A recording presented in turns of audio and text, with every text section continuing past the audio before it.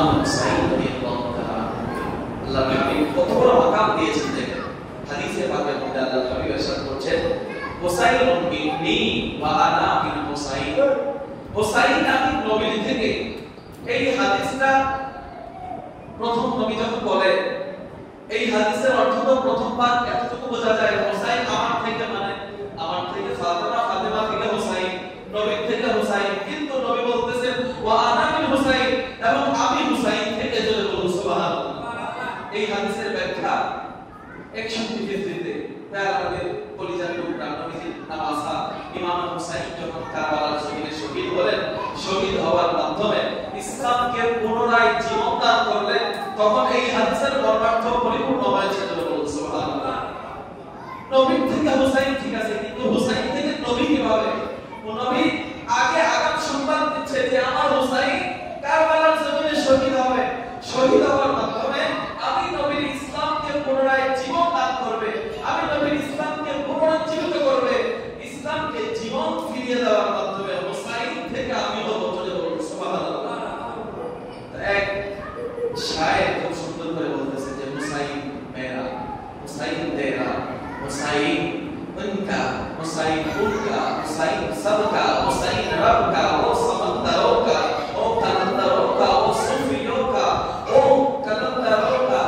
हुसैन अगर शहीद ना होता, एक तो मनोযোগ দিবেন, हुसैन अगर शहीद ना होता, हुसैन अगर शहीद ना होता, आज घर घर यजीद होता, खुदा के घर में अज़ान होता, नबी के सुन्नत अदा ना होता। शायर बोलते से हुसैन আমার, হুসাইন তোমার, হুসাইন ওনাদের, হুসাইন ওনাদের, হুসাইন সবার, হুসাইন রবের, সুফিদের হুসাইন, কালন্দরের হুসাইন, সমুদ্রের হুসাইন। এই হুসাইন যদি কারবালার জমিনে শহীদ না হতো, আজ ঘরে ঘরে ইয়াজিদ হতো, খোদার ঘরে আযান বন্ধ হয়ে যেত, নবীর সুন্নাত আদায় বন্ধ হয়ে যেত। সুবহানাল্লাহ। হুসাইনের শাহাদাতের মাধ্যমে আল্লাহর ঘরের আযান চালু রয়েছে, আল্লাহর ঘরের আযান চালু আছে। যদি হুসাইন কারবালার জমিনে শহীদ না হতো, ওই ইয়াজিদ তো ছিল পাপিষ্ঠ, ইয়াজিদ তো ছিল বেনামাজি, সে নামাজ পড়া করত, মসজিদে জামাত পড়া করত, মসজিদে যাইত না, সে নামাজ পড়তো না। সে যেহেতু তার খেলাফতে খলিফা হয়, নামাজ পড়তেছে না, প্রজারা তো এমনি করেই নামাজ বন্ধ করে দিত, তার দেখা দেখি তার সহযোগ যারা তারা নামাজ বন্ধ করে দিত, মসজিদে আযান বন্ধ হয়ে যেত। হুসাইন কারবালার জমিনে 61 হিজরিতে শাহাদাত বরণ করে ইমাম হুসাইন মসজিদের আযান চালু রেখেছে। জোরে বলুন সুবহানাল্লাহ।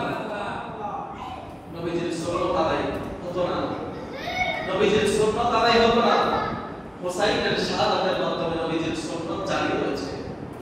তাই এই জন্য হিন্দুস্তানের গভর্নর বাদশাহ খাজা খাজগান আতায়ে রাসূল খাজা মুঈনুদ্দিন চিশতি সঞ্জীবী আজমেরি রাদিয়াল্লাহু তাআলা বড় সুন্দর চমৎকার ভাবে বলেছে যে শাহ আসফ হোসেন, বাদশাহ আসফ হোসেন, दी আসফ হোসেন, दी की पनाह আসফ হোসেन, सरदार नवाब दस्तगर दस्ते यजीद हफ्ते बनाए ला इलाहा दस्ते हुसैन। जय बोलो सुबहानअल्लाह।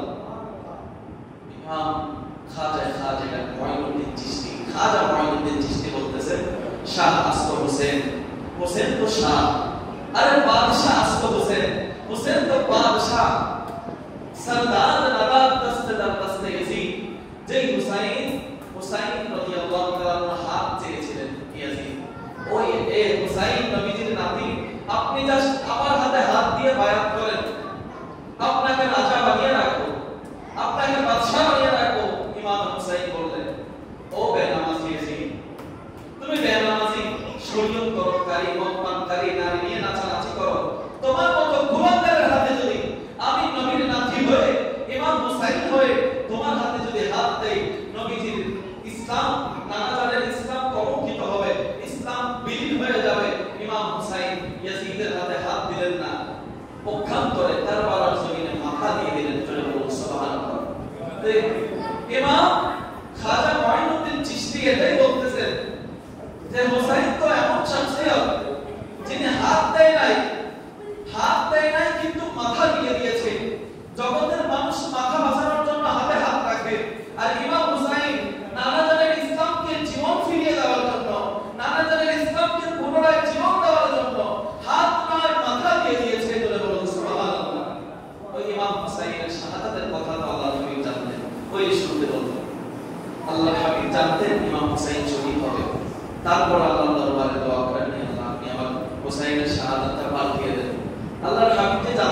এই সংক্রান্ত দুইটা হাদিস আপনারা শুনেন। ভূখণ্ডের দায়িত্বে আছে এমন এক ফেরেশতা আল্লাহর হাবিবের দরবারে আগমন করবে, এসে বলতেছে ইয়া রাসূলুল্লাহ, ইয়া হাবিবাল্লাহ, নবীজির সাথে কথোপকথন করবেন। নবীজির ঘরে তাশরীফ আনলেন। নবীজি ঘরের দরওয়াজায় উম্মে সালমা রাদিয়াল্লাহু তাআলা আনহাকে দাঁড় করিয়েছেন যে উম্মে সালমা, তুমি দরজায় থাকো, ফেরেশতার সাথে আমার বিশেষ কথা হবে, কেউ যেন ঘরে আসতে না পারে। চলে বলুন সুবহানাল্লাহ। আল্লাহর হাবিব উম্মে সালমাকে ঘরের দরজায় পাহারাদার নিযুক্ত করলেন। আল্লাহর হাবিব আর ফেরেশতা ঘরের মধ্যে কথোপকথন করছেন। এমন সময় ছোট্ট ইমাম হুসাইন